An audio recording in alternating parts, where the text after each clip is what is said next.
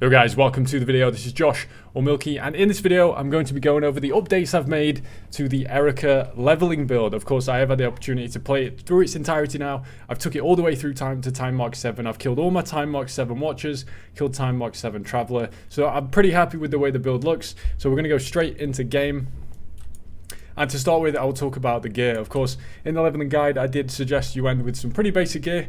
And in the last video, I did recommend some upgrades, but what did I choose to go for? Well, around level 66, you start dropping this base. It's called Cold Light Sword. 61, sorry, for Cold Light Sword. 66, you start getting heroes. Heroes is better. Hit Cold Light if you can. As soon as you can get these to drop, you're going to want to start throwing all of your embers at these swords. That's the first thing you're going to want to do. That's what I did. I hit them with a cultivation ember to get the dexterity, then 2 soul burst embers to get attack speed and crit, and then a amplified ember to hit elemental damage, and then a ruling ember to hit the lightning damage per dex. You want T2 and above lightning damage per dex. I ended up knocking off the attack speed, so I just enchanted it back on. That's perfectly fine. So that's your sword. Kind of did the same with this. This one's a little bit better because I made this afterwards. Obviously, it's a better base, and I had a bit more currency at this point.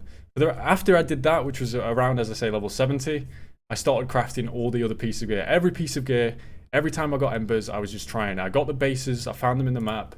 You want evasion bases, so these Mask of Calamity, these Night Stalker's Chest Guard, this kind of stuff. Hands of Calamity, really good. Give this base lightning damage. Really good options. So I just started crafting these as I got them. From white, hit them with the Cultivation Ember to get any roll of dex, T3 and above. Then get any resistance as you can. Erosion res plus 1 res is always nice.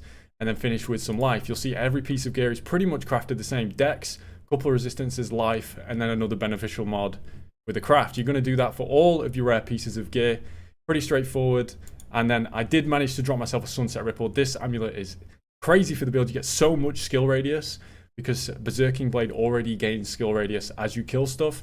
And then finally we got Endless Night, which is going to really help you out with your resistance as you get more and more dexterity. I would recommend swapping onto Dexterity Stacker basically as soon as you get your swords up and running. As I mentioned in the last video, you're going to come back, grab these dexterity points, put them in, and you're going to drop the shock nodes. So you've got things like in Blade Runner, of course, you've got the shock nodes at the top. You are going to come out of these, you're going to come out of these shock chance nodes, and you're going to drop conductive and go static. And in this tree, paralyzed is still okay. Of course, you're gonna be reducing the resistance, but perception is just so much attack speed for how much dexterity you have.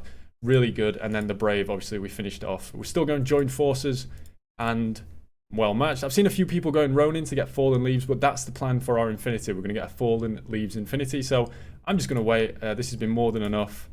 That's the change to the trees. And then as for the hero traits and relics, obviously we're lucky we've got to see more of the relics now.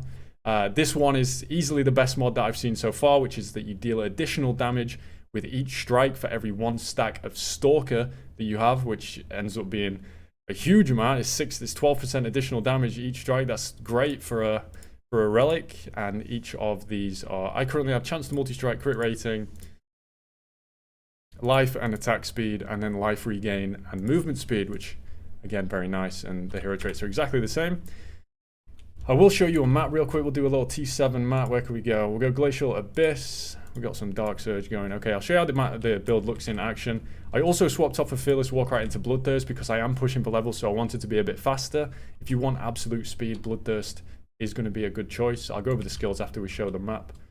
But this is how it looks. You just blitz through the map. Everything gets one shot. You have insane AoE.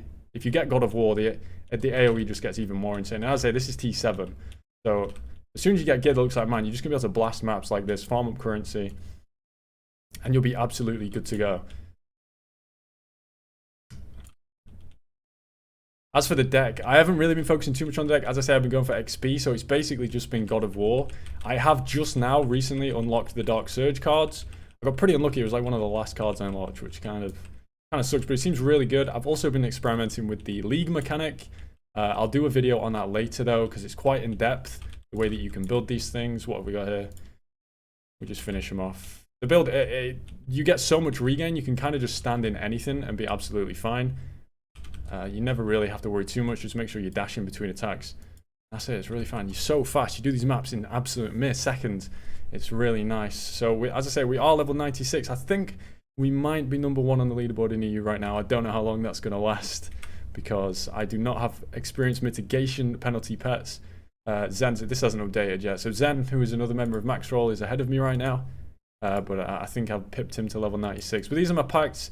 As I say, I'm pushing XP, so I've got XP and XP mitigation. If you don't want XP and you're not too bothered, you can just get drops and, of course, as much damage as you want. This node up here is pretty nice, minus 9% additional damage taken, because that scales with your hardened, which you're going to have on your spiral strike. So we have hardened, periodic burst, and precision strike. This makes you go around so fast because precision strike actually has an attack speed buff on it, and periodic burst, of course, gives more attack speed when you use the skill. So spiral strike gets so much attack speed from that. Bull's Rage, of course, linked up with way more. Now we've got 470 energy. We can start splashing around a little bit. So we've got Death Will, Mania, Soul Focus, CDR, really good.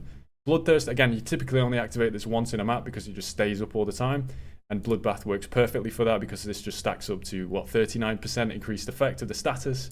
And that's really good. Auras, I've gone with Electric Conversion and Fearless, as well as Swiftness. You can kind of get this to whatever level you feel comfortable with. The mana could be an issue, but I'll show you how I'm solving that in a second. And then attached to life with Seal Conversion is Electrocute and Fixate. So the way that I'm solving the mana right now, I did drop Magical Swords. It's because I crafted a -5 skill cost. Now this does cost 5 FEs, but as I say, at this point of the league, just invest in your gear. You will not regret it. Just make your character good. You will farm way more when you're blasting through maps in 20 seconds than if you're struggling through trying to be frugal. Just upgrade your build. And you can see, like, I'm chilling. I've got 77 FEs. We've got plenty on the auction house. Just upgrade your gear. That's the biggest thing I can recommend.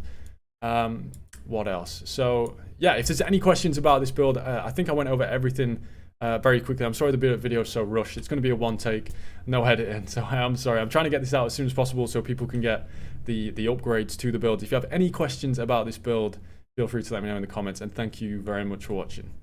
Peace.